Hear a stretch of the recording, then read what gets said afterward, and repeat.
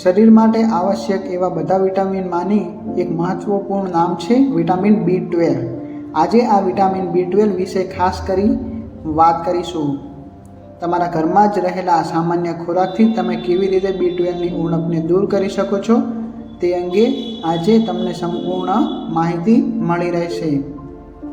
મિત્રો, આ વાત એવી છે કે દરેક ઘરના માણસે સાંભળવી જોઈએ, ખાસ કરીને તેઓએ જેમને ચક્કર આવવા લાગ્યા હોય, હાથ પગ સૂન થવા લાગ્યા હોય કે યાદશક્તિ કમજોર થવા લાગી હોય।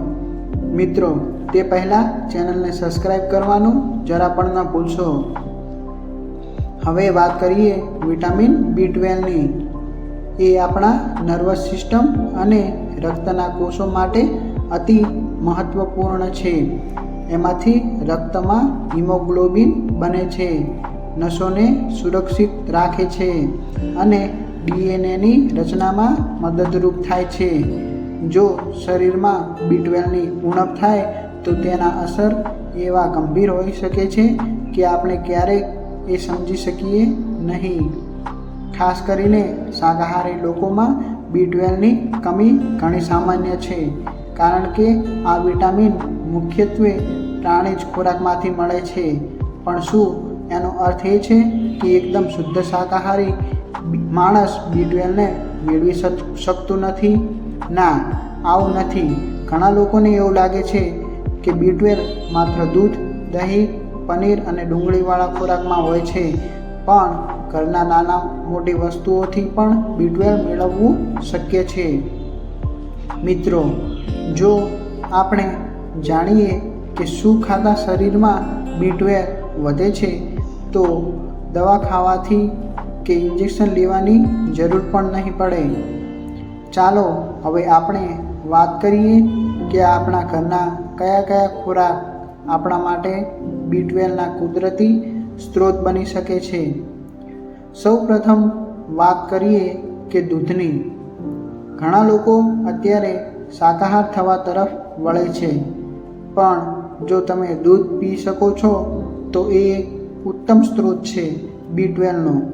રોજ સવારે અથવા રાત્રે સૂતા પહેલાં એક ગ્લાસ તાજું ઉકાળેલું દૂધ પીવાથી B12 મળવાનું શરૂ થાય છે। પછી આવે છે ઘી અને દહીં, ખાસ કરીને ઘરનું બનાવેલું દહીં, જેમાં જીવાણુઓ જીવંત રહે છે અને પાચનને સુધારે છે। એમાં B12ની માત્રા સારી હોય છે। દરરોજ ભોજનમાં એક કટોરી દહીં હોય તો એ પણ B12 માટે મદદરૂપ બને છે। પણ હા, માર્કેટમાંથી લેવાતી દહીંમાં એ જીવાણુઓ મરી જાય છે અને એટલી અસરકારક રહેતી નથી। એટલે શક્ય હોય તો ઘરમાં જ દહીં બનાવો। તમે ક્યારેક જોયું છે કે ઘરના બનાવેલા ઇડલી, ઢોકળા કે ખમણમાં પણ પોષણ હોય છે? હા, કારણ કે એ ખમણ ખાવાની પ્રક્રિયા દરમિયાન કેટલાક નાના માઇક્રોઓર્ગેનિઝમ વિકસે છે જે B12 બનાવી શકે છે। એટલે જ એવા ખમણ ખોરાક પણ તમારા શરીર માટે લાભદાયક સાબિત થાય છે। ખાસ કરીને સવારે નાસ્તામાં ઢોકળા કે ઇડલી જેવી વસ્તુઓ ખાવાથી તમે પાચનતંત્રને પણ લાભ પહોંચાડો છો અને સાથે B12 પણ મેળવો છો। મિત્રો, આપણા ભારતીય રસોડામાં જે એક શાનદાર વસ્તુ છે એ છે સ્પ્રાઉટ, ખાસ મગ, મઠ, ચણાના અંકુરિત દાણા। જો કે એમાં B12 ઓછું હોય છે, પણ જો તમે દહીં સાથે એ લો તો એની ગુણવત્તા તમારા માટે ખૂબ જ લાભદાયક બને છે। એટલે સવારે દહીંમાં સ્પ્રાઉટ મિક્સ કરીને એક હેલ્ધી બોલ બનાવીને ખાવું જોઈએ। એ ખૂબ જ સરસ વિકલ્પ છે। લીલી ભાજીઓ પણ આવા પોષણ માટે કામ આવે છે, ખાસ કરીને પાલક, મેથી, સરગવાની ભાજી જેવી વસ્તુઓમાં લોહ તત્વ અને ફોલેટ વધારે હોય છે, જેને સાથે B12 મળતા રક્તમાં હિમોગ્લોબિન વધારે બનવામાં મદદ મળે છે। આ ઉપરાંત એક એવું આયુર્વેદિક ફળ છે કે જે ઘણા લોકો અવગણે છે, જે છે કોથમીર અને તુલસીના પત્તા। દિવસમાં એકવાર તાજા તુલસીના પાન ખાવાથી કે કોથમીરનો રસ લેવાથી શરીરમાં પાચન સુધરે છે અને પોષણ તંદુરસ્તી તરફ દોરી જાય છે। આ છતાં તેમાં B12નું ડાયરેક્ટ સ્ત્રોત ઓછો હોય છે, પણ એ પાચનને મજબૂત બનાવે છે, જે B12ને શરીરમાં શોષવામાં મદદ કરે છે. જો તમે ઈંડા ખાઓ છો તો એ પણ એક ઉત્તમ વિકલ્પ છે.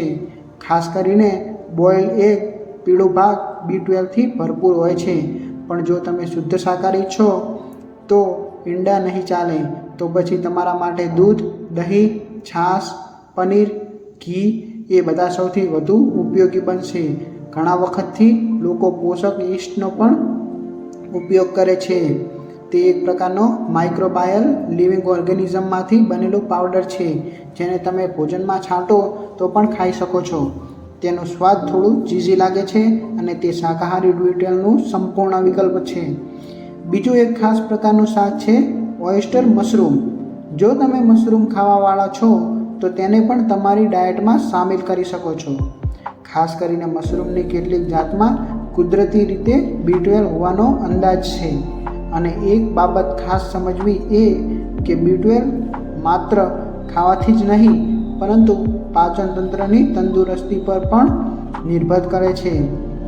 ઘણીવાર એવું બને છે કે આપણે B12 ભરપૂર ખાઈએ છીએ છતાં શરીરમાં ઓછું રહે છે, કારણ કે આંતરડા તેને ઠીક રીતે શોષી શકતા નથી. એટલે પાચન સુધારવો પણ એટલો જ મહત્ત્વનો છે. શુદ્ધ પાણી પીઓ. દિવસમાં ઓછામાં ઓછા 7થી 8 કલાક ઊંઘ લ્યો.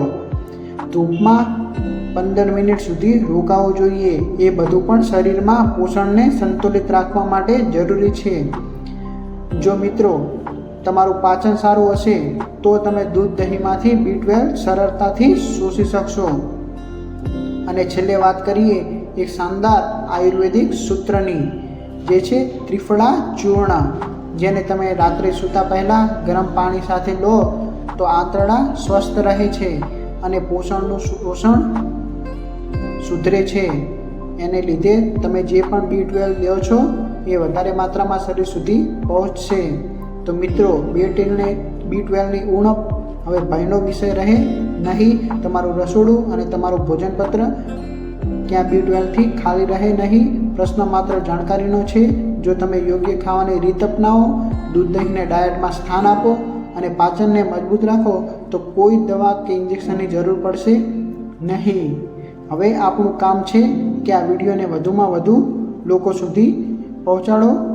તમારા ઘરના સભ્યો, મિત્રો અને ઓળખીતાઓ સાથે આ માહિતી શેર કરો, કેમ કે B12ની કમી કોઈ સામાન્ય વાત નથી અને તેના પરિણામો ગંભીર હોઈ શકે છે. પણ જો આપણે સહેજ જાણકારી લીધી અને અમલ કરવાનો શરૂ કર્યો તો સ્વાસ્થ્યમાં ઉત્તમ ફેરફાર આવી શકે છે. ત્યાં સુધી